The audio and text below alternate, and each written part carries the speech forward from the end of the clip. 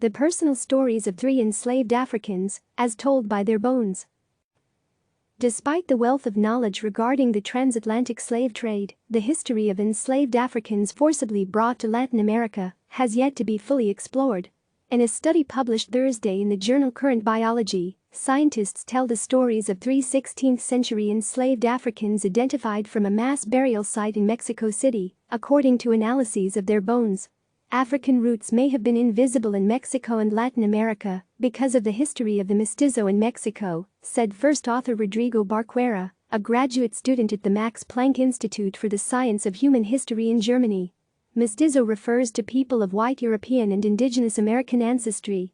The Mexican Mestizo celebrated the European and Native American roots coming together very strong after a little bit of struggle, but they usually leave out the African roots when they're talking about this story, he added.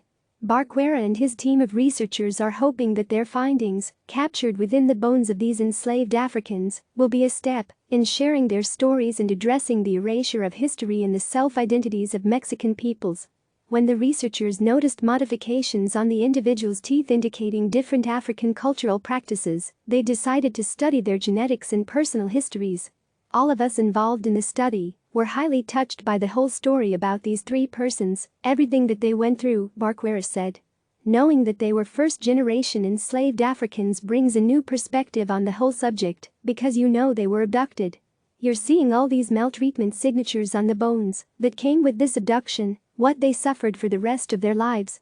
Everyone working on this paper was telling us a different part of the whole story. Our results in the end came to a whole story. Colonial Mexico's role in the transatlantic slave trade more than 500 years ago in 1518, Charles I of Spain authorized retrieving and transporting the first enslaved Africans to the viceroyalty of New Spain, which ultimately consisted of present-day Mexico, the Caribbean, parts of the United States and Canada, and Central America except for Panama, the study said. High demand for enslaved manual laborers, an establishment of the first European settlements in what's referred to as the New World spurred the growth and consolidation of the transatlantic slave trade, which forcibly deported 10.6 to 19.4 million Africans from their homelands until slavery was abolished in most of the Americas in the 1860s, the study reported. Between 130,000 and 150,000 Africans had arrived in the viceroyalty of New Spain by 1779, when intake of enslaved people into New Spain was banned.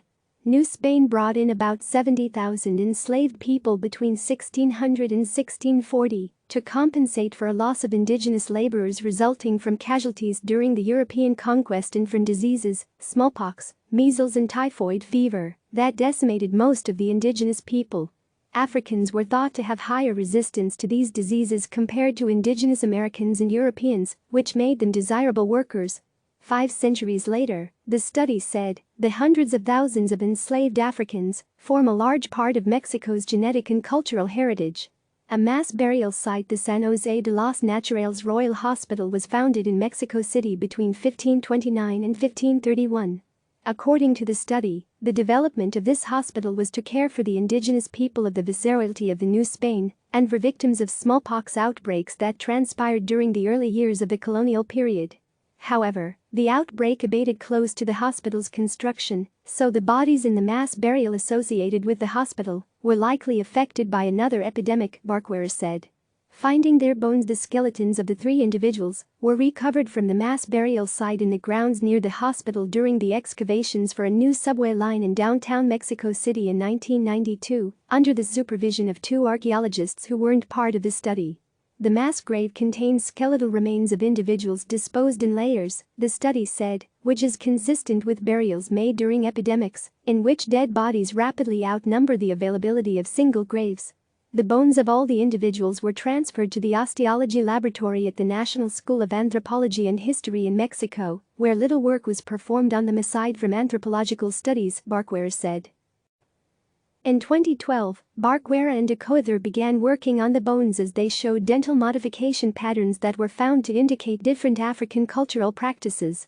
So we were wondering whether we could do a more detailed study on these 3 individuals, trying to tell the whole story of what happened with them and why they were found in this mass burial in a hospital that was devoted to taking care of indigenous populations and not other populations like Africans or Europeans, Barquera said. 3 Personal histories. The researchers constructed portraits of the lives of the 3 enslaved Africans using genetic analyses, isotope data, analyses of chemical elements in a structure, and radiocarbon dating, a method for determining how old something is. They also used ethnohistorical information, the study of cultures and indigenous peoples' customs, and osteobiographies, stories told by a person's bones. The 3 individuals, SJN001, SJN002 and SJN003, lived from about 1436 to 1626 during the colonial period in Mexico City, according to radiocarbon dating.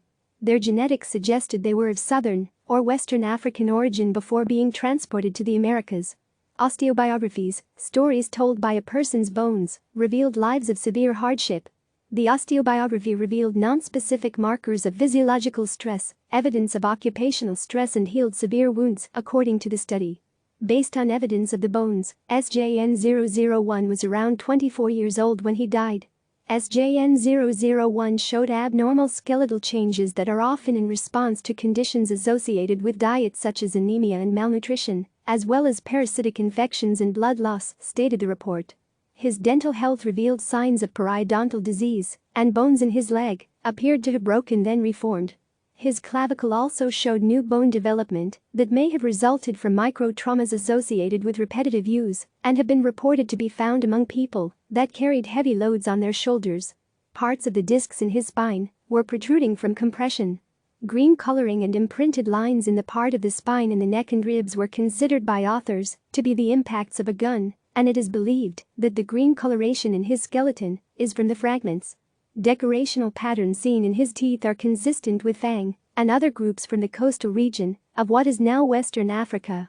The patterns seen in the maxillary incisors are consistent with a V-shaped modification present in Fang and other ethnic groups from the coastal region of central Western Africa, present-day Equatorial Guinea, northern Gabon and southern Cameroon, the study said. SJN002 was about age 25 when he died. He had abscess in a molar, as well as periodontitis, and signs of bones that were broken and fractured, then healed. Degenerative diseases damaged his joints. A machete wounded his skull, Barquera said. He suffered skeletal changes as a result of intense and gradual compression on his spinal discs. Patterns on his teeth were reported in Zem people to the east of the Tsha Valley, which is also present-day Cameroon. SJN003 was also around 25 when he died. He had lesions on his skull, which could have been caused by malnutrition and anemia, parasitic infections and blood loss and periodontitis. His bones had broken then reformed. He suffered infections in the long bones of his body and a series of skull and leg fractures. Modifications in his teeth were found in the Zem people to the east of the Tsha Valley, or modern Cameroon, but also in an individual studied from Lagos, Portugal. This kind of analysis is particularly informative when studying the life history of enslaved people, as much of what we know about their lives comes from records that were kept by their oppressors, which are often considered to be biased and lacking in details about the origins and day-to-day lives of enslaved individuals, said Ideo Harney, a doctoral candidate in organismic and evolutionary biology at Harvard University. Harney was not involved in the study. Though the injuries were severe, the authors could tell the individuals survived them. Within our osteobiographies we can tell they survived the treatment that they received, Barquera said in a press release. Their story is one of difficulty but also strength, because although they suffered a lot, they persevered and were resistant to the changes forced upon them. Screening for disease. From the remains of the 3 enslaved Africans, the researchers also recovered the genetic material of 2 pathogens that infected 2 of the individuals when they were alive. SJN001 carried a type of hepatitis B virus typically found in West Africa today, providing the first direct evidence of HBV disease movement with dissemination through the transatlantic slave trade, the study said. Yaws, a chronic skin infection caused by the bacteria that leads to syphilis, was identified in SJN003 and shares a common origin with a strain found in a 17th century individual of colonial Mexico City, but carrying European DNA. The strain has also been discovered in West African groups. The lesions on SJN003's bones aligned with reported effects of syphilis and yaws. As yaws is associated with poor hygiene, it's unsurprising that skeletal signs of these diseases have been reported in other African enslaved individuals from similar historic periods in Europe, the study said. Understanding disease and history. One of the most important implications of this study, which we can see now, because of the pandemic, Barquera said, is that travel is almost always implicated in the spread of diseases. In this case, we're seeing 2 African strains coming into the Americas, he added. At least for one of them, we have evidence that it became a very prominent pathogen for some centuries after it arrived. It's a key point, Barquera said, because previous research suggested Europeans brought syphilis into the Americas. He acknowledged that Europeans carried over smallpox, but that the Americas weren't a pristine territory without any other pathogens. Indigenous Americans had their own diseases, but were native to them and could fight them off. Interdisciplinary studies on enslaved people are necessary not only to inform the science and education needed to tell the whole story, but social understanding as well, Barquera said.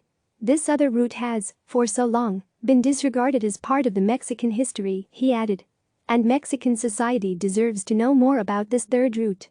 The social implications of these individuals to be visible again, to be part of this whole history of the Mexican diversity present in modern Mexico is important.